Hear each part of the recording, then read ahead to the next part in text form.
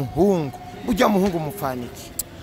je ujya muhungu n'umusheri wanje n'umusheri wawe te n'umugabo wawe n'umusheri mu bisanzwe ni kuvuga antukana ni nk'umugabo kubera ari igihe mora mva muhira nkashika nkagenda nk'iwabo nkaryama nkamesa kire kintu cyose nkakora ariko mu byo mbonye angiriye sinshobora kubitahura kandi bivanye n'umugore wawe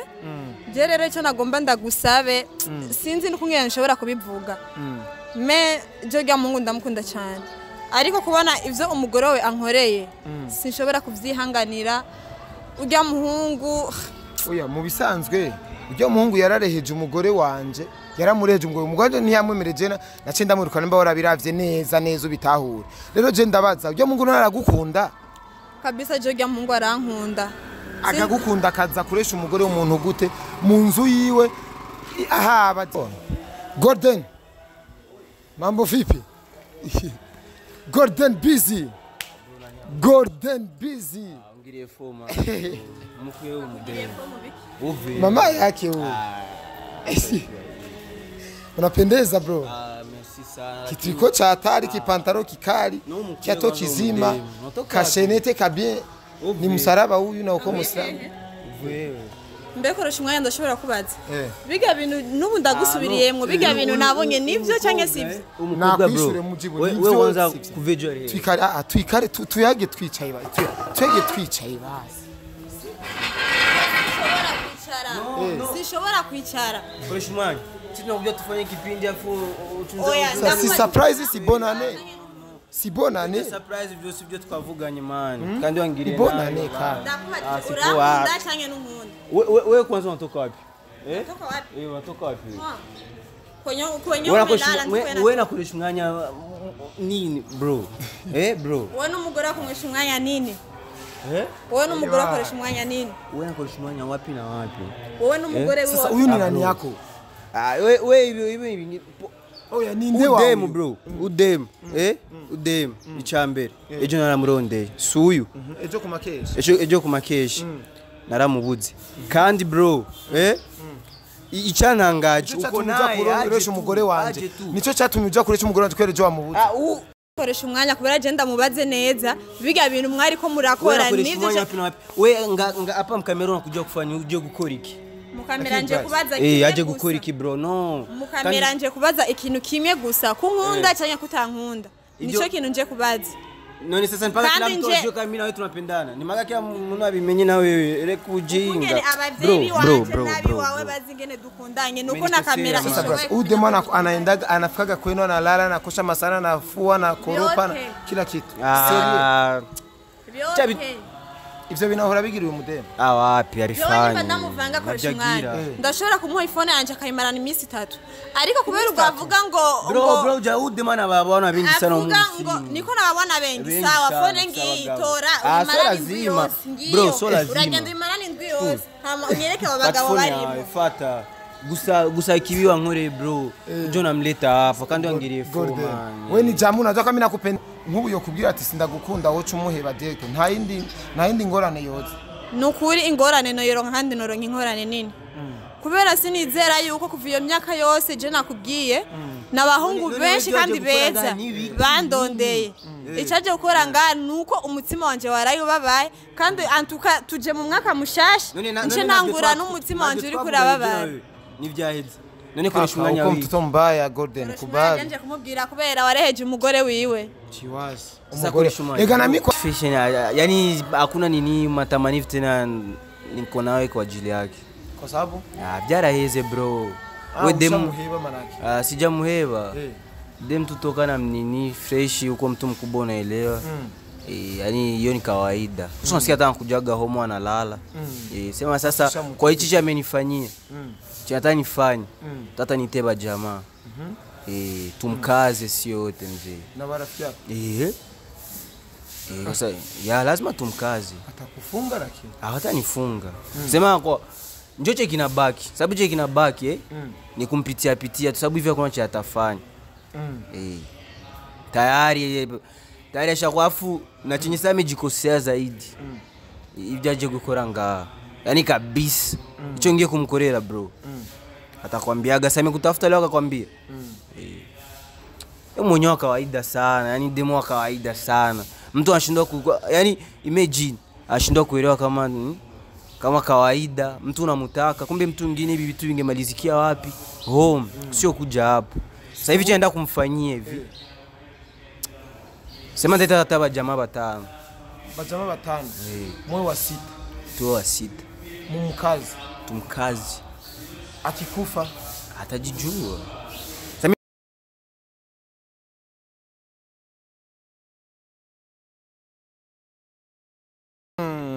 Bakunzi bakoresha mu media meze gute meze neza ni Mr Koreshumwanya sutwa chawa vuguta meze neza bakunzi bakoresha mu media mu bisanzwe no musi ni bonane niyo mpamvu kano mwigeme ngaha gira duhe bonane reka tumutega amatwi cameraman ni bon inguvu ziriyo mu maboko ewa kumake no musi hali le 30 jani kwa le 31 le 31 leo si le premier aka kapeti ni hatari reka tumvirize no mudada kwanza ikimugenza tuyage kwanza twumvirize ikimugenza bikwaye umeze neza bakunji bakorosha umwanya ndabaramukije ndayifurize n'umwaka mshasha hamaje uno musi kabisa numva nezerewe numva meze nabi ariko ndafise akantu kari ku mutima numva umutima wanje babaye gose nikingenze ngaha nuko mfise umukunzi wanje ashoboye kumpemukira muri mwaka wa 2023 naje ntashoboye kubishima kabisa hama numva mbabaye hama siko kurikoresha umwanya ndashobora kubaza biga bintu mwari ko murakora nivyo canke ari sinema nariko ndabona bo mu bisanzwe bijya toko turakora nivyo kuri jewe kuvyo nabonye nivyabaye ariko sinzi ko ari vyo kurujya muhungu ujya muhungu mufaniki je ujya muhungu n'umusheri wanje n'umusheri wawe te n'umugabo wawe n'umusheri mu bisanzwe ni kuvuga antukana ni nk'umugabo kubera ari igihe mora mva muhira nkashika nkagenda nk'iwabo nkaryama nkamesa kira kintu cyose nkakora ariko mu byo mbonye angiriye sinshobora kubitahura kandi bivanye n'umugore wawe je rero cyo nagomba ndagusabe sinzi n'ukungene nshobora kubivuga me je ujya muhungu ndamukunda cyane ariko kubona ivyo umugore we ankoreye sinshobora kuvyihanganira ujya muhungu oya mu bisanzwe ujya muhungu yarareheje umugore wanje yaramureheje umugore ntiyamwemereje nace ndamurukana mba warabiravye neza ubitahura rero je ndabaza ujya muhungu naragukunda kabisa je ujya muhungu arankunda akagukunda akaza kuresha umugore w'umuntu gute mu nzu yiwe ahaba direct ahubwo Joga mungu arankunda kuva aho asore ijya ndirimbo toto sinzi ibintu nyene vyacha bimugira mengo arakavirisi kace kinjira muri servo rero cyo nari nsabye sinzi yuko mushobora kuba mufise nk'umupasteur mushobora kumuhamagara akamusengera kuko biga bintu wapi musengere kwe kandi ivyo bintu benshi baravuze muri commentaire ngo bamusengere peut-être ngo niyo bari muzima none ga wavuze ngo witwa gute mbere je akazina kanje ni Shukran ariko ushoboye kumuzirima kabisa ndumizirima nkaba nitwa ariko kabuntumye pasteur nkaba ndagutumye pasteur uramwemera pasteur apari ya shehe pasteur ivyo fatwa tuvyihoze neturi mu mwazara ariko rero ni Shukran wewe uramashimwe mu bisanzwe amashimwe yani kuvuga asante yani urakoze none ga Shukran jo kindondera bari barambye yuko ujya mu tubipa afise umukunzi wi yuko afise umusheri ego naje niceyo ukindondera deja je nafise gahunda n'ujya muhungu nari mfitanye na gahunda sivyo ahangira ndaguhe surprise nanje uzobukoze cyane kandi n'ikindi nacyo genda nyanuka nyake tuge mugore wawe kubera umutima wanje n'ubu ndafise shoke nk'umunsi nabonane nza kurya kubera umubabaro mfise mu mutima sawa sasa rero jewe uyu mutipe hari ahantu dora dukorera iganiro arazi we yarazi ko dukora ikiganiro no munsi bivanye n'ino programme cyo twana muhaye programme y'ubu mu gitondo tugende tujanye sivyo uhashike umwibarize neza ivyo bintu yuko akomeye neza gukwa gukunda mwibarize sumusheri wasi nk'umugabo wawe kabisa ni nk'umugabo wanje mbere zo bunakoze tugende pax tugende ningahe ndani yo kuri etage hejuru mbona yagiye niho duha dukorera ibiganiro hameze neza cyane hameze bon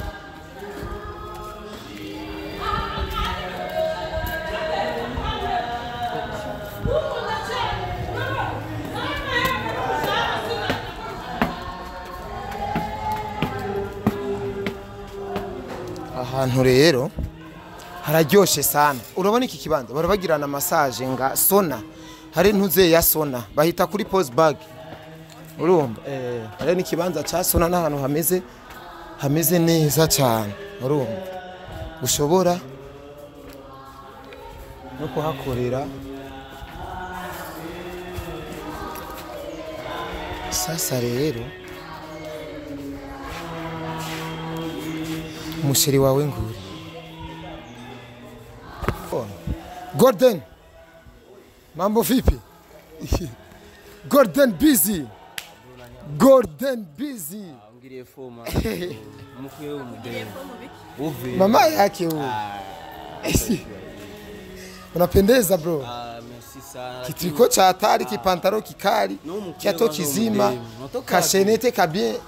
ni msaraba huyu na uko muslamu wewe mbekoresha umwanya ndashobora kubaza biga bintu nubu ndagusubiriyemwe biga bintu nabonye nivyo canke sivyo nakwishure mujibu wewe wanza kuvejore twikare tuyage twicaye basi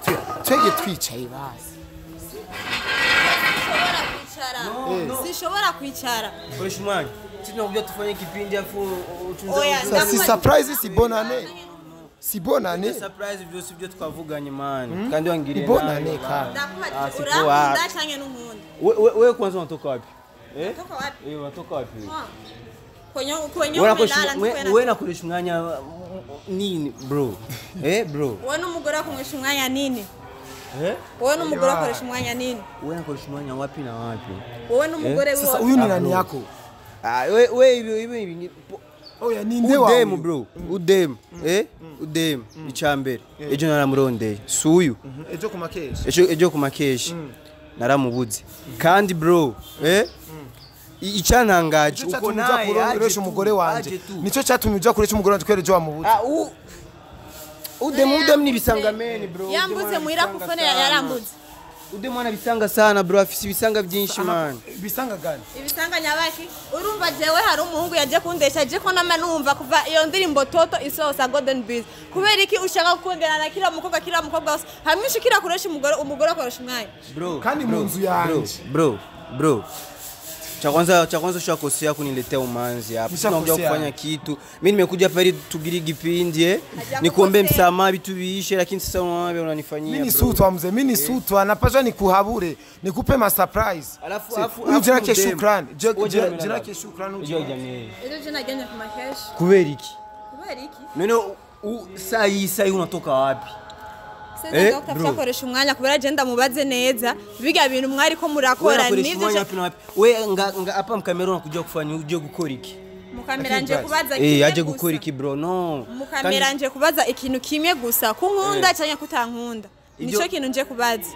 none sasa mpaka kila mtu ajue kama mimi na wewe tunapendana ni maga kila mtu abimenye na wewe ele kujinga bro wawe bazingene dukundanye nuko na kamera ishoboye ude mwana anaendaga anafikaga kwenu analala na kosha masana na fua na koropa na kila kitu ivyo binahora bigiriwe umudemo wapi arifanye ndamuvanga koresha umwanya ndashobora kumuha iphone yanje akayimarana iminsi 3 ariko kubera ugavuga ngo bro jaude mana babona bingi sana umunsi niko nababona bengi sawa phone ngitora lazima bro so lazima uragenda imarana indwi yose hama unyereke abagabo barimo fata gusa kibiwa nkore bro jo namleta hapa kandi wangirie foma wewe ni jamu unajua kama mimi nakupendaka nabijua lakini sasa bro mimi napasha nikupe ma surprise ma surprise ya kuleta jeni dushobora gukora ikiganiro izingora nestarahera nzanira umustari nikutanisha umustari ame connection ndashaka kuba ndakurutira umustar kubona nza iwanyu nkaryama na wewe ntakumesera wapi ariko arambeshera umudema ariko arambeshera hinge reka mbazi ikintu kimusiki kandi tumenerana amabanga imbere ya kamera Gordon tu pushe shari sindi mimi unanishimia yaka lakini nakushimia sana bwana lakini hapo unanishimia aje unitongoza kama mke wangu sivyo ivyo je nta kibazo ko ndaza umugore wanje ewana sio leo nta muhungu n'umufite ubasha bwo kumunkura mu minwe kiretse Imana yonyene ariko rero uyu mukobwa uramukunda ntumukunda je cyanzanye ngaha bro kumenya yuko ufite umusheri cyanzanye bro cyanzanye ngaha mimi naje tukora ikiganiro ndagusaba ikigongo kubera byaranciyemo sinjo hivyo bro sasa uyu umuzanye ngaha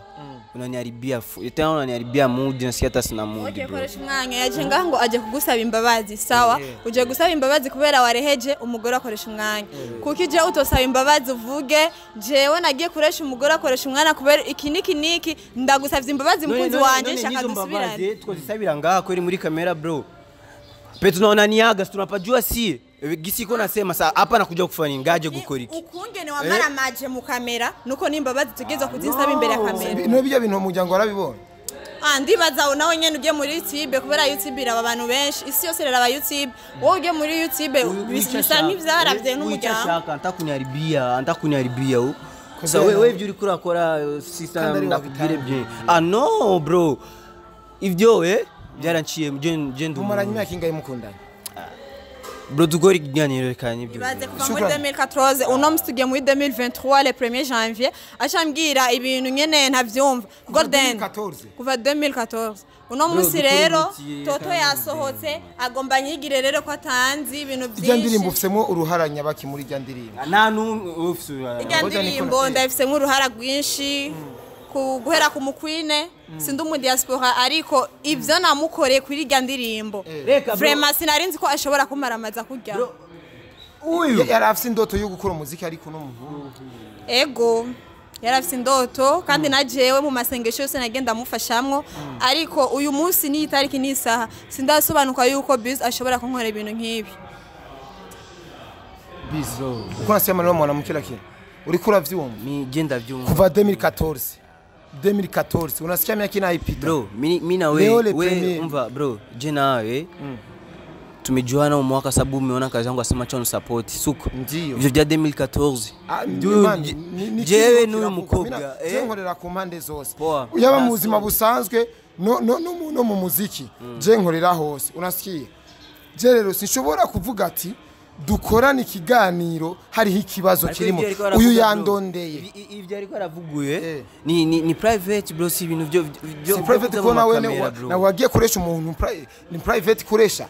umunsi akoresha yahamagaye none je bro umunsi akoresha yahamagaye ndi umunsi andesha nizera ko atamuntu yamamagaye yatumye twara abantu babiri gusa nico gituma no kugenda kuresha umugore wawe nizombabazi akwiye neza na neza kuzinsege imbere ya kamera kubera n'umunsi aza kuresha yareheje mu kamera nibatamunda naho nambarire kama mpendi mwambie mwansi genda umuntu kandi ifise umutima suko mi basi ivyanyirira byose nanjye ndabivuge nga nibiseme sawa ngoje sio lazima nico gituma none sister ngenge nkubaziki uyu muhungu none uramwizeye ku buryo nk'ubu yo kubwira ati sindagukunda wocu umuheba deto nta yindi ngorane yoze nukuri ingorane no yero nkandi noronka inkorane nini kubera sinizera yuko kuva iyo myaka yose je nakubwiye nabahungu benshi kandi beza bandondeye icaje gukora nga nuko umutima wanje warayobabaye kandi antuka tuje mu mwaka mushasha nce ntangura n'umutima wanje uri kurababaye nivyaheze none koresha umwanya wiwe mtoto mbaya golden kubali nje kumubwira kubera wareheje umugore wiwe chiwazi umugore ega nami kwanza byahisha sasa je wowe uza ko vyaheze none nico cyari unaje wewe wibona yuko umengo vyaraheze ni salama ngo kimetuleta nico bro si ico ariko navyo ne biriho ariko ibino hinge golden uno mukobwa uno munsi ivyo umukoreye yo kwigumura akagenda mugahebana usanga agufitiye indana gusa nyishura usanga agufitiye indana none sonsikia damu yangu sino no irera none you kuna muumiza damu yako atakuombea msamaha kamera muombe msamaha tafadhali bro 2014 gushiku kuna gisi tunakoseanaga unasikia bro turabiheza sio makange kuja pa mkamera amakosa y'umukobwa nayahe wewe amakosa umwagiriza nanga ni menshi bro ariko je kumazi tubitahure menya ati amuhori icyabahungu kuja mu bahungu ya icambe kumufatana bangahe arabizi nka gatatu rindira kamera je koresha umwanda mutazi avuga reka basi mvuge je sinanyumye bro ariko aravuga nga reka basi nanje mvuge by'abahungu ejo naramutelefone yaritavye ishise masazi joro naramubuze muri on kandi naramubuze muri phone we warihe je nariho wari muhira ego ntiwagiye gukesha oya uramubura ndamubura yashyize yambwiye yari he gukesha siko yambwiye gukesha no gutandukanya ari gukesha mu rusengero gukesha muri famille abayisilamu bro twebwe abamizilimani gukesha mu famille kabari cinja tango no umviriza we motive zawe ntizifashe bro motive zako hazina nta fatiro zifise dad inyuma yo kuresha yo kumufata mu cyo cyasho ibindi bintu maze kumufatira mu vy'amakosa nibiye wihangana nukuri ibintu maze kumufatira mu makosa nta iki nico kintu cyambere mbonye ndamufatiye mu makosa bitumwe nca niyumvira yuko no mu iyo myaka yose iheze yarabigira ntabizi kandi yabigire inyuma ya kamera ariko no musi hoho yagaragaje kubibona imbere ya kamera nico gituma je na anyagiriza abo bahungu ari umuntu ashobora kuguha telefone wari umukunzi ukayimarana nka 2 jours 3 jours ariko je uyu munsi ndamuhaye agenda yimarane wewe aramaze kuguha telefone nta munsi numwe ndafata telefone yiwe ndayibona uko nyene kandi no kwandika ama message yandika akubita akajisha yibaza ko nzandaba mu phone yiwe koreshumwanya ibya phone bivuye none telefone mimi aje tutashika telefone yangu ega genda umuhungu bro uri umuhungu ariko urayimarana iminsi 3 ibyo ni bisanzwe n'umukobwa braz hama kibi gusa je ico amefanya kuzanga bro muri kamera no cyo nibibaho man Gordon rero uranyirukanya muri kamera nshaka umbarire kutanshaka nkamanza imbere ya kamera ngendo none misi yose twama dushwana dora tuza ngaha kuri kamera ikarapo mitonge na mwansi sister ingo umviriza sister sivye jewe ibintu ntitwobiva inyuma urumva nubwo twogira gute uratubona pati nubwo twogira gute ibintu ntitwobihetse rero uyu muhungu ngire vyo atakubwiye aha arabikubwira inbox ariko wowe uzaza kukubwira ari uje kurongikiye uze gushirindongikira agusavye kigongo sivyo ari message aguhaye ucumbwira screenshot ucumpereza sivyo nereka abantu yuko yitahuye yasavye kigongo natabikora umbwire ndamenye cyo nkora sivyo natabikora honze menya ko amara amaje imbere ya kamera kandi azoba ngaye cyane sawa cyo ntugira ikibazo shaka utahe ndibaza murabo kwanga mbona mu nyuma byorangira mushwanya sawa bakoze akoresha umwameti reka tubwire Gordon mani misozi ni kapoteza muda mu bituye nyabi na kicho na miguru bintu bitagira umutwe n'amaguru sino bitakariza ku mwanya je ngo masezere kiganiro duheze nitahire kuryama na kare numva ndusha juzi nimekesha urumva kana umunsi ni kuri bonane stack stress na mibi ni stress kweli bro lakini enjoy hivyo kaka Gordon mwasana yenu agende sasa ngomujya kufanya nini bro sidemo wako eriga n'umugore wawe je yambwiye byinshi kaka cyambwiye byinshi vraiment tena na imani vingi alikudanganya sasa sio ndio wanamke kwa uongo kwanza hata unakiona unampenda sana uramukunda cyane anasema ule mwansi uramukunda ariko shukran wewe umeona iko bien ni mwasi mzuri kweli ananyoka sio bure bubikuri bure bumwasi lakini sasa pale si wa mzuri vraiment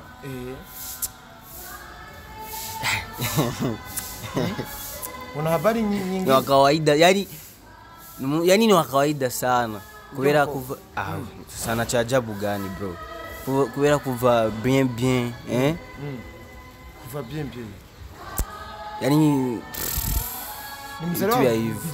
sema hicho nshaka nimvukira yo ngahe mu gisagara ari kujya ni wa BJ twese tureba BJ ni hapa lakini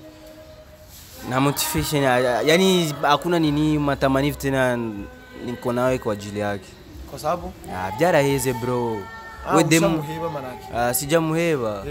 dem tutokana nini fresh uko mtu mkubwa unaelewa yani hiyo ni kawaida sio nasikia hata kujaga homo analala sema sasa kwa hichi cha amenifanyia cha hata nifanye hata niteba jamaa tumkaze sio yote mzee na marafiki yako sasa ya lazima tumkaze atakufunga lakini hata nifunga sema kwa njoche kinabaki sababu je kinabaki ni kumpitia tu sababu hivi hakuna cha atafanya tayari ashakwafu na chenye sasa amejikosea zaidi hivi aje gukora nga yani kabisa hicho ngiye kumkorera bro